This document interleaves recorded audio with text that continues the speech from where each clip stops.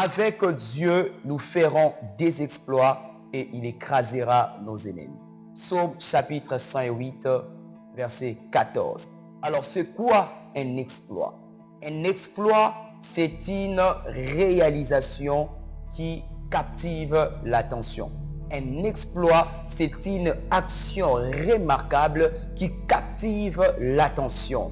Dans le monde dans lequel nous sommes, plusieurs personnes font de réalisations. Pratiquement tout le monde pose des actions tous les jours. Mais ce ne sont pas toutes ces actions qui sont des exploits. Parce qu'en réalité, un exploit, évidemment, c'est une action, mais ce n'est pas n'importe quelle action, c'est une action qui est remarquable. C'est une action qui surpasse les capacités humaines. C'est une action qui captive toute l'attention. C'est ça un exploit. Et la Bible est en train de dire, si nous marchons avec Dieu, nous allons faire des exploits. C'est-à-dire, nous allons faire des hauts faits parce que un exploit, c'est aussi un haut fait, quelque chose qui est élevé, une action ou une œuvre qui est extraordinaire. Mais j'aimerais dire à une personne, il y a une chose qu'on doit retenir, c'est que avant de faire ou avant que Dieu fasse des exploits avec nous, il commence d'abord par faire des exploits en nous. Dans la marche avec Dieu, il y a deux dimensions des exploits. La première dimension, c'est exactement ce que je dis, les exploits de Dieu en nous. La Bible est en train de dire dans 2 Corinthiens chapitre 5, le verset 17. Si quelqu'un est en Christ, il est devenu une nouvelle créature. Les choses anciennes sont passées, voici, toutes choses sont devenues nouvelles. Ça, c'est un exploit que Dieu fait en nous. Dieu commence par transformer l'homme intérieur avant de faire avec toi des exploits extérieurs. Dieu prend toujours soin de faire un exploit dans ton intérieur avant de manifester visiblement les exploits dans ton extérieur. Et l'exploit intérieur que Dieu fait en nous, il s'agit de la transformation de l'homme intérieur. Comme la Bible est en train de dire dans Romains, ne vous conformez pas au siècle présent, mais soyez transformés par les renouvellements de l'esprit. Ça, c'est l'exploit que Dieu commence à faire avec nous, où nous voyons un homme qui était un pécheur, un homme qui était un impudique, un homme qui était un alcoolique, un homme qui était un colérique, un homme qui était un menteur, mais lorsqu'il s'attache à Dieu, toutes ces choses sont changées, sa nature change. Pourquoi? Parce que c'est exactement les exploits que Dieu commence à faire d'abord à l'intérieur de lui. L'exploit que Dieu fait en nous, consiste à imprimer en nous, dans notre homme intérieur, l'image et le caractère de Christ afin que nous puissions le refléter à l'extérieur. Et c'est comme ça que le plus grand de miracles qui puisse exister, c'est le miracle de la conversion des âmes. Oui, je l'ai dit avec assurance, parce que c'est le seul miracle au sujet duquel la Bible déclare que si cela s'est produit, il y a une fête dans le ciel. Il est écrit que si un pécheur se répand, c'est-à-dire si un pécheur reçoit la transformation de l'homme intérieur, il quitte le ténèbre pour rejoindre la lumière, il y a une grande fête dans le ciel. Alors toi qui veux faire des exploits avec Dieu, est-ce que tu as laissé Dieu faire des exploits en toi? Est-ce que ton caractère a été transformé par la puissance de Dieu? Est-ce que Christ a bâti son image en toi? Ça, c'est la première dimension des exploits que Dieu fait avec nous. Ce sont les exploits en nous.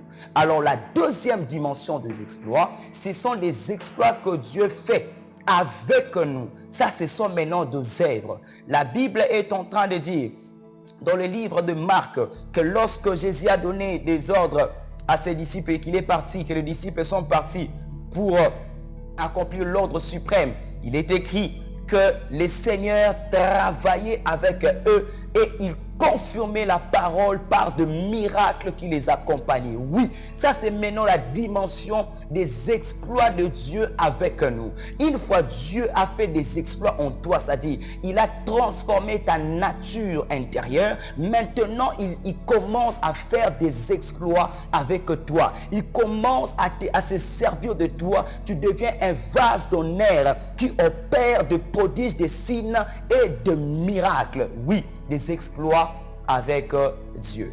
Alors, avant de citer dans cette session, j'aimerais nous parler rapidement des obstacles à la vie des exploits. Oui, il y a des gens qui ne font pas des exploits avec Dieu justement parce qu'il y a des choses que j'appelle des obstacles qui les empêchent à faire des exploits. Et le premier obstacle que j'ai épinglé ici, il s'agit du péché. Oui, bien aimé dans le Seigneur, le péché est un frein à la vie des exploits avec Dieu.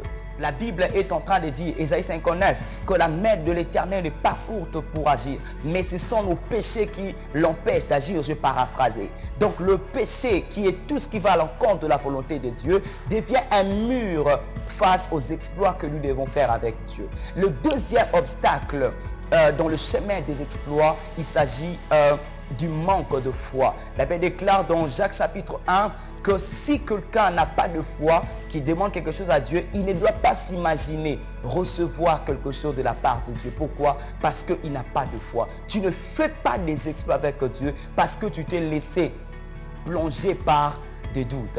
Et aussi un autre obstacle, une autre chose qui empêche aux gens de faire des exploits avec Dieu, c'est les conforts.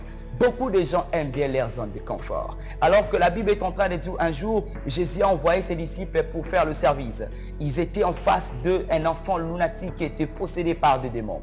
Ils ont prié pour cet enfant, mais rien ne s'était passé. Ils sont revenus auprès de Jésus pour lui dire, mais pourquoi les démons ne nous obéissaient pas? Quand Jésus avait parlé, les démons étaient sortis. C'est-à-dire, ils ont demandé à Jésus, mais pourquoi ces démons ne nous ont pas obéi? Jésus les a dit, cette sorte de démons, cette sorte d'esprit ne partent que par de gêne et de prière.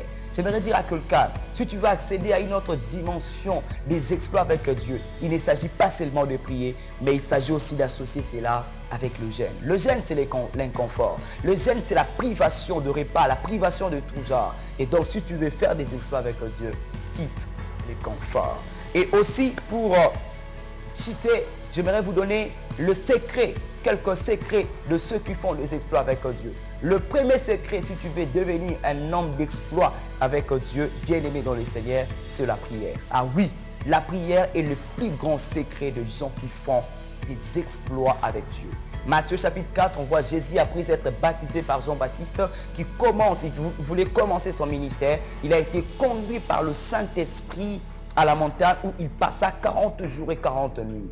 Et le Jésus qui a passé ses temps dans la prière, lorsqu'il était descendu, c'était un Jésus de miracle. Ce n'était plus le Jésus fils de Joseph, mais c'était un Jésus de miracle. Même les apôtres, Jésus les avait dit, ne sortez pas les 120 disciples, restez à Jérusalem jusqu'à ce que vous recevrez la puissance. Et la Bible déclare que là, ils ont passé du temps, ils persévéraient dans la prière jusqu'à ce qu'il y ait un tout à coup de Dieu. Oui, bien-aimé dans le Seigneur, la prière déclenche le tout à coup. La prière déclenche les mystères. La prière déclenche même, active le mouvement des anges. Parce que la Bible est en train de dire que lorsque Pierre était arrêté et que l'Église priait en sa faveur, le ciel avait ordonné à un ange pour aller les libérer. Pierre qui pensait que c'était dans une vision, alors que c'était exactement une réalité. L'ange l'a fait sortir de la prison. Quand tu pries, tu vas faire des exploits.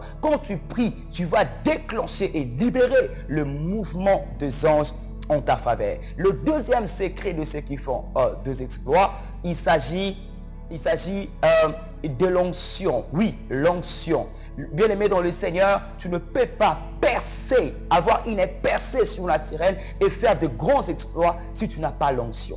L'onction, c'est la capacité surnaturelle qui nous est donnée pour remplir une fonction. Peu importe le domaine dans lequel tu évolues, il y a une onction disponible pour tous les domaines. Parce que l'onction, c'est la chose de Dieu qui vient activer les naturels. Comment qui vient activer l'homme naturel afin de l'amener à faire des choses surnaturelles. Tu as besoin de l'onction. L'onction, c'est la chose de Dieu. L'onction, c'est les divins qui habitent en nous et qui fait toute la différence. L'onction, c'est la capacité divine qui nous permet de travailler comme Dieu. Ça, c'est l'onction.